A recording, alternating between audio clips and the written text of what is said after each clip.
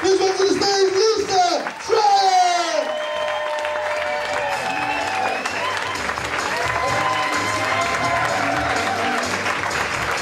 Well, I've got a stitch now. Everyone alright? Yeah. Everyone alright? Everyone alright? Yeah. Good, because I was worried there for a minute. I've just heard some brilliant gossip on the way up to the stage just then. Apparently, someone's found an empty packet of Viagra on top of the cistern in the men's toilets. So it looks like one of you lovely ladies is going to be getting lucky tonight.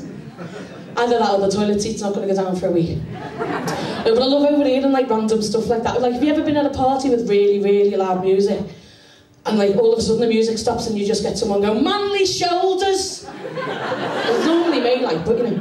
But I found out that public transport's the best place to like, for overhearing stuff. Like I was on the bus the other day and there was these two women sat in front of me, middle-aged women, and I couldn't help overhearing the conversation once I'd taken my iPod off and just leant forward a little bit. You know.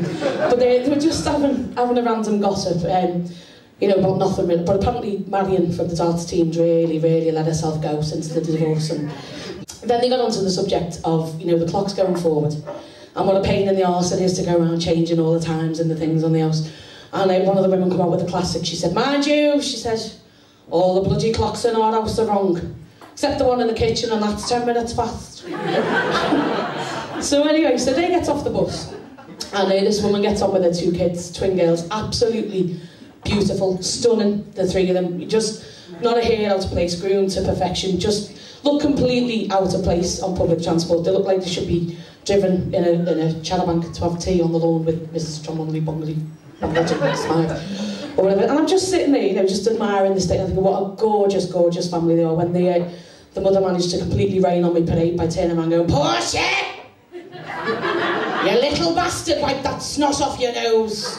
So poor old Portia's getting yelled at on public transport, so she starts crying, and then the mum just completely pissed on everything by going, and you can pack that fucking crying in and all. She said, otherwise we won't go to prison and you won't see your dad.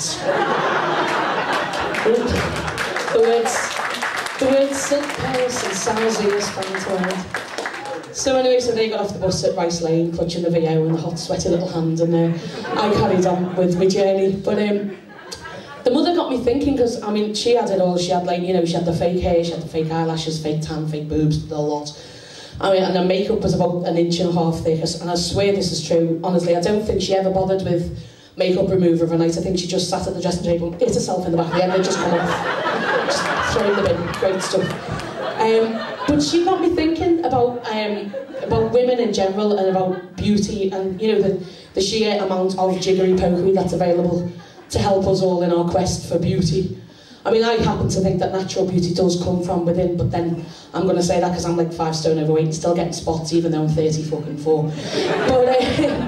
But no, if you stop to think about it for a second, you've got your fake hair, you've got your fake eyelashes, you've got your fake tan, you've got your fake nails, you've got fake this, fake that. You've got wonder bras that push things up. You've got like girdles and corsets and basques that push things in like this. And then you've got high heels that make you taller, give you that sexy wiggle.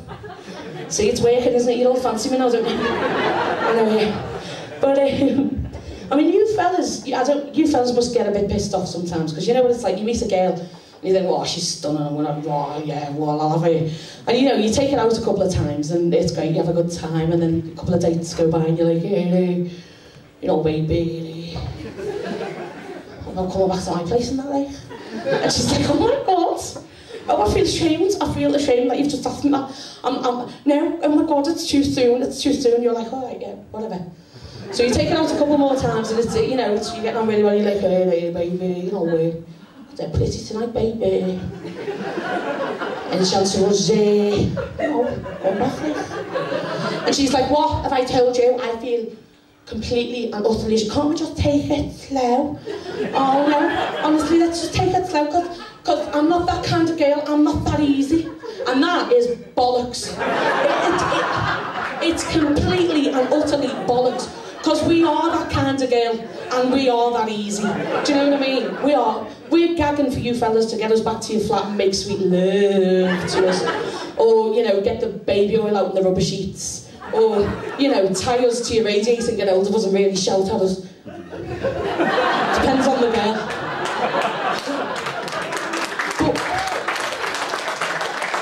But we won't. won't do it. And the reason why we won't do it is because we walk into your flat, look and see, and I calm myself, so I'm going to do it again. We're going to walk into your flat and it's all like this, you know, and we're going to get to your bedroom and we're going to get undressed and it's going to go something like this. Fancy me? And you're going to be left looking at the bastard love child of Bernard Manning and Jeanette Cranky. Do you know what I mean? It's different for you fellas. You know, you don't have this big, huge palaver every time you want to go out. It's like you get a shave and you get a shower and you put some deodorant on if we're lucky. And then that's it. You're good to go. You don't tend to spend 3 hours in the bathroom getting ready for a night out, do you? I mean, not that I'm qualified to talk about men's grooming habits anymore because I'm single. I was going for the gasp there, but thanks for the sympathy.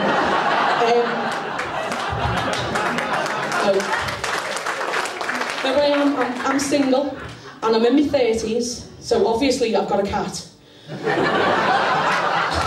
I've got 3, actually, and I love them to bits. I do. I love them to bits in a completely sane, responsible kind of way. Like I'm fully aware that they're not my babies.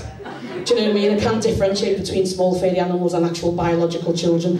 I'm not like one of those people who humanises their pets to like such a... Let's just say, you're never going to get a Christmas card off me signed from the cats as well. But don't you just hate that though? Does anyone do that? If you do, go and stand over there in the corner because honestly, I'm not having it. But you know, you say like you work in an office and come Christmas time, you get a Christmas card off Sue and Jeff. And in brackets, Pepper. And if you're really, really, really lucky, you get a little paw print. And you open the card and you're like, God, your dog's small. Do you know what I mean? But can you imagine it though, coming up to Christmas time, you've got Sue and Jeff and Pepper in the living room and they're writing the Christmas cards up. You know, and it's always, I'm saying Sue and Jeff, it's always Sue, it's never Jeff, is it? Because fellas can't write Christmas cards. I think as soon as you get, you know, as soon as you get a relationship, that's it, you lose the ability to write a Christmas card out. So it's always Sue, never Jeff. And Pepper's sitting next to Sue, and Pepper's like a 12-stone bull mastiff, do you know what I mean? He's like, who's that? Who's that? Somebody putting my name on that. Can't stand there, Jack Luffle. And then the next one's like, who's that? Who's that? No, you better not put my name on there because she's never forgiven me for the time that I spewed up in her handbag. She wasn't happy. And who's this? Doctor who? Dr. Franks? Isn't he the vet? No, definitely not. No name on that. So I was talking about being single, wasn't I? Sorry, I got a bit sidetracked there. Yeah, so as I say, I've been single for about 8 months now. Still no gasp? No. Fine. And I don't know about anyone else. Have we got any single girls in tonight? Yeah, just the 2, right on sisters. And I'm getting to the stage now where like every single fella that I meet, it's like this radar in my head, just like I meet this fella, it's like, is he the one? Straight through your head, just without any sort of conscious thought, could he be the one? Possibly. And it doesn't matter like, you know, how fulfilled you are as a single woman or how hectic your life is or, you know, how much you love being an independent Beyonce kind of sister type of thing. None of that matters, and it doesn't matter who the fella is either. I mean, he could be married, he could be gay, he could be butt ugly, he could be all 3. And I'm still, before he's even told me his second name, there's a little tiny part of me that's got us married off and living in like domestic bliss with, you know, a mortgage and a car and a dog called Pepper that we write Christmas cards for. But I'm blaming, I've been thinking about it a lot, and it's all to do with genetics, because years and years ago, back in the caveman days, when, you know, when the men hunted and gathered and the women stayed at home and had the babies and made the cave look nice and whatever, and it's since then we've been genetically pre-programmed to look for a mate and procreate and all that stuff. So, you know, it's all scientifically proven, and that's what I'm blaming it on, honestly. I'm not really a sad single, desperate spinster at all. I'm just genetically programmed to want a fucking good mate. Anyway guys, that's all I've got time for, but enjoy the rest of the night, thank you.